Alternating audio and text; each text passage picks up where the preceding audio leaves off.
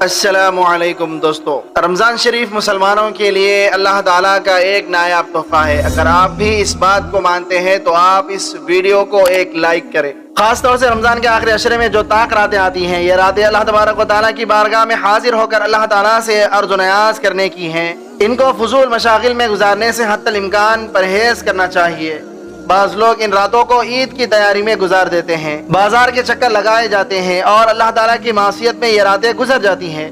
بازار میں کہیں گانا بجانا ہے تو کہیں لڑائی جھگڑا ہے، یہ ناقدری ہے۔ اور اس کی مثال ایسے ہے کہ جیسے اللہ تبارک و تعالیٰ تو آسمان سے سونا برسا رہے ہیں اور بندہ کہتا ہے کہ مجھے یہ سونا نہیں چاہیے بلکہ زمین پر کنکر پڑے ہوئے ہیں، میں ان کو لے لوں گا۔ اب جب کہ رمضان رخصت ہو رہا ہے تو دو کام ایسے ہیں جس کا ہر مسلمان کو اہتمام کرنا چاہیے۔ ایک کام تو یہ ہے کہ اللہ تبارک و تعالیٰ کا شکر ادا کیا جائے کہ اس نے اپنے فضل و کرم سے رمضان کا مبارک مہینہ عطا فرمایا اور روزہ رکھنے اور تراویح کی توفیق بھی عطا فرمائی۔ یہ محض اللہ تبارک و تعالیٰ کا فضل و کرم ہے، ورنہ بہت سے گھرانے ایسے بھی ہیں کہ جن میں پتہ ہی نہیں چلتا کہ کب رمضان آیا اور کب گزر گیا۔ غفلت کے ساتھ پورا رمضان گزر جاتا ہے، نہ ہی روزوں کی توفیق ہوتی ہے اور نہ ہی تراویح کی اور نہ ہی کسی خاص عبادت کی۔ اس لیے اللہ تبارک و تعالیٰ کا شکر ادا کرنا چاہیے کہ اللہ تبارک و تعالیٰ نے ایسے لوگوں میں شامل کرنے کی بجائے ایسے لوگوں میں شامل کیا ہے کہ جن کے گھر میں رمضان آتا ہے اور کچھ نہ کچھ عبادات کی توفیق بھی ہو جاتی ہے۔ دوسرا کام یہ ہے کہ استغفار کریں کہ یا اللہ، آپ نے اپنے فضل و کرم سے ہمیں عبادت کی توفیق عطا فرما دی تھی، لیکن ہم سے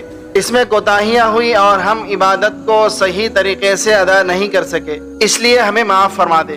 اللہ تبارک و تعالیٰ کی سنت ہے کہ بندہ جب بھی کوئی عمل کر کے اللہ تبارک و تعالیٰ سے استغفار کرتا ہے تو اللہ تبارک و تعالیٰ اس کے استغفار کی بدولت اس کی غلطیوں کو معاف کر کے کو اپنی بارگاہ میں قبولیت کا مقام عطا فرما دیتے ہیں۔ اللہ تبارک و تعالیٰ نے نیک مسلمانوں کا ذکر کرتے ہوئے فرمایا، کانوا قلیلا من اللیل ما یہجعون وبالاسحار هم یستغفرون۔ یہ ایسے لوگ ہیں جو رات میں کم سوتے ہیں اور سحری کے وقت میں استغفار کرتے ہیں۔ رات کو کم سونے کا مطلب یہ ہے کہ رات کے اکثر حصے میں اللہ تبارک و تعالیٰ کی عبادت کرتے ہیں، جس کی وجہ سے سونا کم ہوتا ہے، پھر صبح کو اٹھ کر اللہ تبارک و تعالیٰ کے حضور استغفار کرتے ہیں۔ حضرت عائشہ رضی اللہ تعالیٰ عنہا نے دریافت کیا، یا رسول اللہ صلی اللہ علیہ وآلہ وسلم، یہ لوگ تو ساری رات عبادت میں گزار دیتے ہیں، پھر صبح کے وقت میں استغفار کیوں کرتے ہیں؟ آپ صلی اللہ علیہ وآلہ وسلم نے جواب میں فرمایا کہ رات میں کی جانے والی عبادت میں ان سے جو کوتاہیاں ہو جاتی ہیں، اس کی وجہ سے استغفار کرتے ہیں کہ یا اللہ، ہم آپ کی توفیق سے آپ کی بارگاہ میں عبادت کے لیے کھڑے تو ہو گئے تھے، لیکن جس طرح عبادت کرنی چاہیے تھی اس طرح ہم کر نہیں پائے، اس لیے آپ کی بارگاہ میں استغفار کرتے ہیں۔ اسی طرح قرآن مجید میں نیک لوگوں کی صفات بیان کرتے ہوئے اللہ تبارک و تعالیٰ نے فرمایا،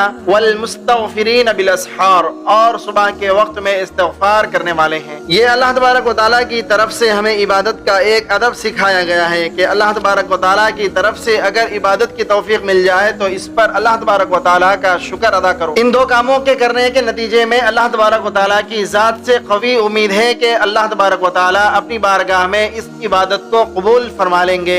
رمضان کا آخری وقت چل رہا ہے، اس وقت کی قدر کرنی چاہیے، اس لیے کہ جس کو اس مہینے میں عبادات اور دیگر طاعات میں لگنے کی توفیق نہیں ہوئی، اس کے لیے ابھی بھی دروازہ کھلا ہوا ہے۔ رمضان ختم ہونے میں کچھ دن باقی ہے، تو یہ بہت بڑی بات ہے۔ اگر اللہ تبارک و تعالیٰ چاہے تو ایک لمحے میں کسی کی بھی کایا پلٹ سکتی ہے، اس لیے جس کو موقع نہیں ملا وہ اس وقت کو غنیمت جان کر اس موقع سے فائدہ اٹھا لے۔ اب بھی اللہ تبارک و تعالیٰ کی طرف سے دروازہ کھلا ہوا ہے، جس کا ذکر اللہ تبارک و تعالیٰ نے قرآن مجید میں فرمایا، یا ایھا الذین آمنوا توبوا الی اللہ توبۃ نصوحا، ایمان والو اللہ تعالیٰ کے حضور خالص توبہ کر لو۔ اللہ تبارک و تعالیٰ بڑے پیار سے فرما رہے ہیں کہ توبہ کر لو۔ اللہ تعالیٰ نے توبہ کا دروازہ اس وقت تک کھلا رکھا ہوا ہے جب تک نزاع کی کیفیت طاری نہیں ہو جاتی، اس لیے جس وقت بھی کسی کو تنبیہ ہو جائے تو اللہ تبارک و تعالیٰ کی طرف لوٹ کر اس کے حضور توبہ کر لے، کیونکہ اللہ تبارک و تعالیٰ کی طرف سے یہ پیغام ہے کہ واپس آ جاؤ، واپس آ جاؤ، جیسے بھی ہو میری طرف لوٹ آؤ، یہاں تک کہ اگر کافر و بت پرست بھی ہو پھر بھی میری طرف لوٹ آؤ۔ ہماری یہ درگاہ نا امیدی والی درگاہ نہیں ہے، اگر 100 مرتبہ بھی توبہ توڑ چکے ہو تو بھی میرے پاس آ جاؤ۔ یہ ایک حدیث کا مضمون ہے۔ رسول اللہ صلی اللہ تعالیٰ علیہ وآلہ وسلم نے ارشاد فرمایا، جو شخص اللہ تبارک و تعالیٰ سے استغفار کرتا رہتا ہے اللہ تعالیٰ اس کو گناہوں پر اصرار کرنے والوں میں شمار نہیں فرماتے، اگرچہ اس نے ایک گناہ 100 مرتبہ کیا ہو۔ اس لیے جو شخص اللہ تبارک و تعالیٰ سے رجوع کر کے اپنے گناہوں کی معافی مانگتا رہے، اس کو گناہوں پر اصرار کرنے والوں میں شمار نہیں کیا جاتا۔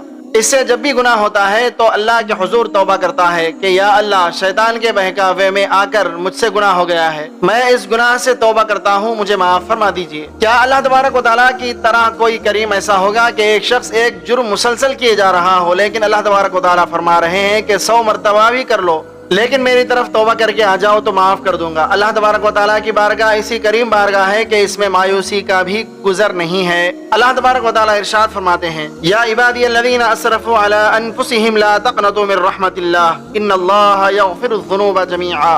اے میرے وہ بندو جنہوں نے اپنی جانوں پر ظلم کیا ہے، تم اللہ تبارک و تعالیٰ کی رحمت سے مایوس نہ ہونا، بے شک اللہ تبارک و تعالیٰ سارے گناہ معاف فرما دیتا ہے۔ کیا کوئی ذات ایسی کریم ہے؟ اسی طرح سے اللہ تبارک و تعالیٰ نے ارشاد فرمایا ما یفعل اللہ بعذابکم ان شکرتم وآمنتم۔ اللہ تبارک و تعالیٰ تمہیں عذاب دے کر کیا کرے گا اگر تم شکر گزار بنو اور ایمان لاؤ۔ لہذا جب ایسی کریم ذات پکار رہی ہے تو اس سے مایوس ہونا بڑی ناقدری کی بات ہے۔ لہذا رمضان المبارک کے جتنے لمحات باقی ہیں ان میں اللہ تبارک و تعالیٰ کی توفیق سے جس قدر بھی ہو سکے اللہ تعالیٰ کی بارگاہ میں رجوع کرے کہ جو کچھ بھی ہو گیا سو ہو گیا، لیکن آئندہ کے لیے توبہ کرتے ہیں۔ اللہ تعالیٰ کی ذات سے امید ہے کہ رمضان میں جو بھی کوتاہیاں ہوئی ہوں گی ان کی تلافی ہو جائے گی۔ خاص طور سے رمضان کے آخری عشرے میں جو طاق راتیں آتی ہیں، یہ راتیں اللہ تبارک و تعالیٰ کی بارگاہ میں حاضر ہو کر اللہ تعالیٰ سے عرض و نیاز کرنے کی ہیں۔ ان کو فضول مشاغل میں گزارنے سے حتی الامکان پرہیز کرنا چاہیے۔ بعض لوگ ان راتوں کو عید کی تیاری میں گزار دیتے ہیں، بازار کے چکر لگائے جاتے ہیں اور اللہ تعالیٰ کی معصیت میں یہ راتیں گزر جاتی ہیں۔ بازار میں کہیں گانا بجانا ہے تو کہیں لڑائی جھگڑا ہے، یہ ناقدری ہے اور اس کی مثال ایسے ہے کہ جیسے اللہ تبارک و تعالیٰ تو آسمان سے سونا برسا رہے ہیں اور بندہ کہتا ہے کہ مجھے یہ سونا نہیں چاہیے بلکہ زمین پر کنکر پڑے ہوئے ہیں، میں ان کو لے لوں گا۔ عید کے دن اچھا لباس پہننا نبی کریم صلی اللہ تعالیٰ علیہ وآلہ وسلم کی سنت ہے۔ اچھا لباس پہننے کا مطلب یہ ہے کہ اپنی وسعت اور استطاعت کے مطابق جو بھی لباس میسر آئے اسے پہن لیا جائے، لیکن اس کا یہ مطلب ہرگز نہیں کہ قرض لے کر یا رشوت لے کر یا حرام کی آمدنی کے ذریعے اپنا اور اپنے بیوی بچوں کا لباس تیار کیا جائے۔ اس لیے اگر کوئی اپنی آمدنی کے دائرے میں رہ کر عید کے لیے جو بھی تیاری کر سکتا ہے اس کو اجازت ہے، اور اللہ تبارک و تعالیٰ اس میں ہی برکت اور نور عطا فرمائیں گے، کیونکہ حلال اگرچہ تھوڑا ہی کیوں نہ ہو اس میں برکت اور نور ہوتا ہے، لیکن حرام خواہ کتنا ہی زیادہ کیوں نہ ہو اس میں بے برکتی ہی رہتی ہے اور اس سے نحوست ہی آتی ہے۔ حرام کبھی مصیبتیں ساتھ لاتا ہے تو کبھی بیماریوں کی شکل میں ظاہر ہوتا ہے۔ خلاصہ یہ ہے کہ اللہ تبارک و تعالیٰ کی بارگاہ میں شکر و استغفار کرے اور سابقہ زندگی سے توبہ کرے اور اللہ تبارک و تعالیٰ سے دعا کرے کہ یا اللہ باقی بچی زندگی اپنی مرضی کے مطابق گزارنے کی توفیق عطا فرما دے۔ اللہ تبارک و تعالیٰ اپنے فضل و کرم سے ہم سب کو اپنی مرضی والی زندگی گزارنے کی توفیق عطا فرمائے، آمین۔